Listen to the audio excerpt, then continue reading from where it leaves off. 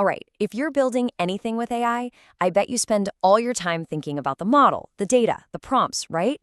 But what about the format of that data? I mean, what if I told you that the way you set up a simple table could be secretly, like, totally wrecking your entire system from the inside out? No, seriously, I'm not kidding. This isn't some academic exercise. The data format you choose could be the very thing that's dragging down your AI's accuracy and sending your token costs through the roof. So today, we are going to dig into how that happens and, way more importantly, what you can actually do about it. Okay, so here's the plan for our investigation. First up, we're going to look at the AI's hidden language. Then we'll get to the fun part, the great format showdown. After that, we'll check out the surprising winners and losers, figure out your AI's new diet, and finally, take a look at what's next. All right, let's dive right in. Section 1, the AI's hidden language. And the big idea here is that a choice that seems so small, so technical, can have these huge hidden costs. So let's just get this out of the way. The format you choose to feed your LLM, it matters a lot. It's not just some minor detail you can ignore, it's actually critical for success. But why? Why does it matter that much? Well, it really boils down to two things that I know everyone building with AI cares about: accuracy and cost. You see, if you pick a poor format, your AI starts spitting out worse answers, and your token costs go way up. But if you pick an optimal one, you get higher accuracy, and your costs are optimized. It's a really simple choice with some pretty massive consequences. And that brings us to the main event, Section 2, the Great Format Showdown. Researchers put together this really tough test, a gauntlet really, to see which data format an LLM actually gets. So let's see which contenders they put to the test. Okay, so here's the setup. They created a data set with 1,000 fake employee records. Then they hammered a GPT-4 model with 1,000 different randomized questions about that data. And here's the best part. They did this whole thing over and over for 11 different data formats, just to see which one performed the best. First up, you've got the classic good old CSV. You know, comma-separated values. I'm sure you've seen this a million times. It's super simple, pretty compact, and it's exactly what it sounds like, just rows of data with comma splitting everything up. Okay, next contender. Another heavyweight, JSON. If you've ever touched a web app, you know this one. It's all about these key value pairs, right? Like name is the key, Diana AO is the value. It's all wrapped up in those curly brackets. Way more descriptive than CSV, for sure, but as you can tell, also a lot more verbose. And then there's this one, kind of the dark horse of the competition. The researchers called it Markdown-KV.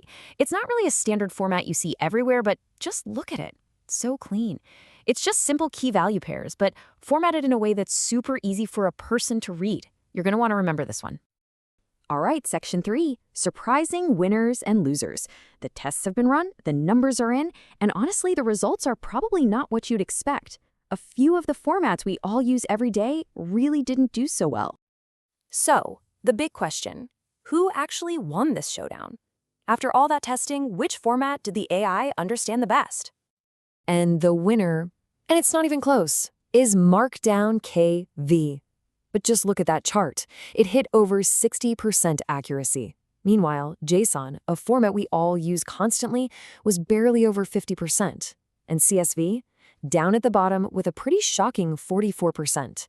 This isn't just a small gap, people. That's a huge performance drop for the formats we tend to default to. Yeah, this study really nails it here. Being a whole 16 points ahead of something as common as CSV, well, that's a massive deal. What it really suggests is that for a ton of AI systems out there right now, a simple change in data format could be the biggest, easiest performance boost they're completely missing out on. Okay, let's take a closer look at the full breakdown here.